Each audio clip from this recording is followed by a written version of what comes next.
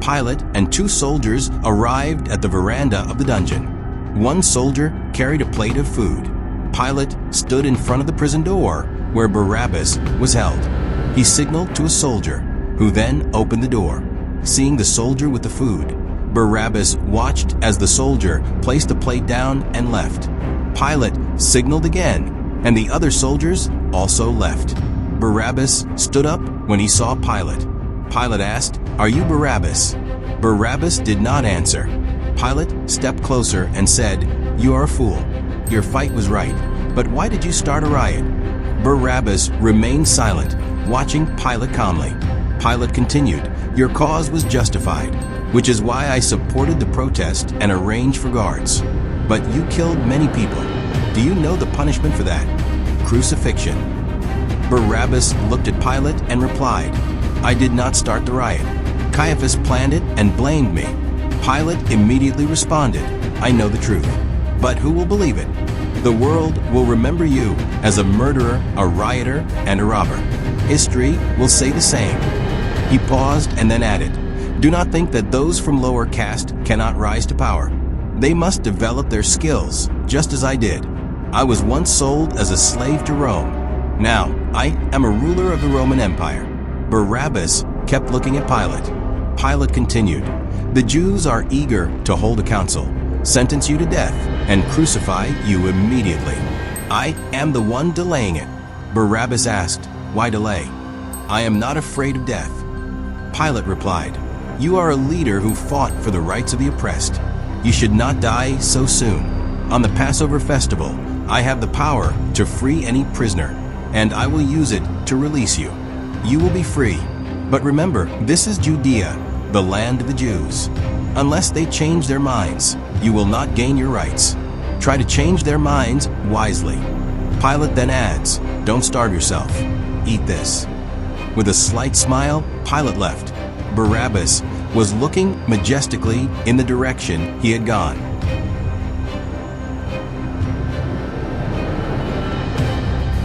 The carpenter examines the cross he has just finished in his workshop. The cross has 2 sharp edges on its shoulders. The carpenter touches the cross. Satisfied with his work, he tries to lift it but struggles and places it nearby. Just as a doctor enters the workshop, upon seeing the doctor, the carpenter calls out, "Come in, doctor." The doctor notices the cross and asks, "You said you wouldn't make crosses anymore. Why are you making them again?" The carpenter responds quickly, "This is the last one I'll ever make. The last cross for Barabbas, the man who killed my son." The 2 of them walk into the house. Philomena is nearby, and the doctor examines her while the carpenter watches. After the examination, the doctor tells the carpenter, "I've lost hope that medicine can help her. Only a miracle can save her now." With that, he leaves the house. The carpenter stands, watching him leave, with tears in his eyes.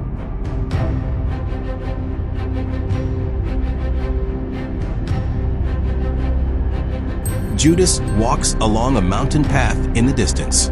Under a nearby tree, Jesus' disciples sit together.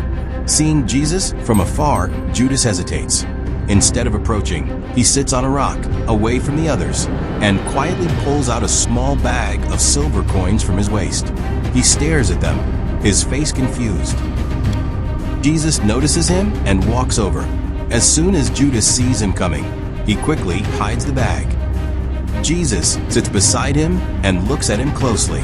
Unable to meet his gaze, Judas turns away. "Judas, you seem confused." Jesus asks, "Yes, Master, I am." Judas replies, staring into the distance.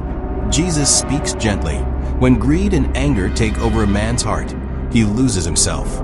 His choices are no longer his own, but even that is part of God's plan. His eyes drift toward the hidden bag of coins.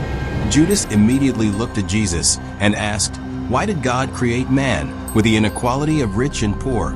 Jesus replied, "The mountain itself equalizes the valley, the cold equalizes the heat, the desert equalizes the sea, and there are inequalities to keep the world in balance. In every creation of the Father, there is a meaning, but man does not understand it." Judas looks at him, searching for answers. Then what is your purpose?" Jesus answers calmly, "I was sent to carry the sins of the world." Judas hesitates, then asks, "And me?" Jesus meets his eyes. "You were born to bear the blame of the world." Judas stares at him, confused. Jesus places a hand on his shoulder. "Don't get confused, Judas. Whenever the world talks about me, it is not possible to talk about me without talking about you. Do what is in your heart." With that, Jesus rises and walks back to his disciples. Judas watches him go.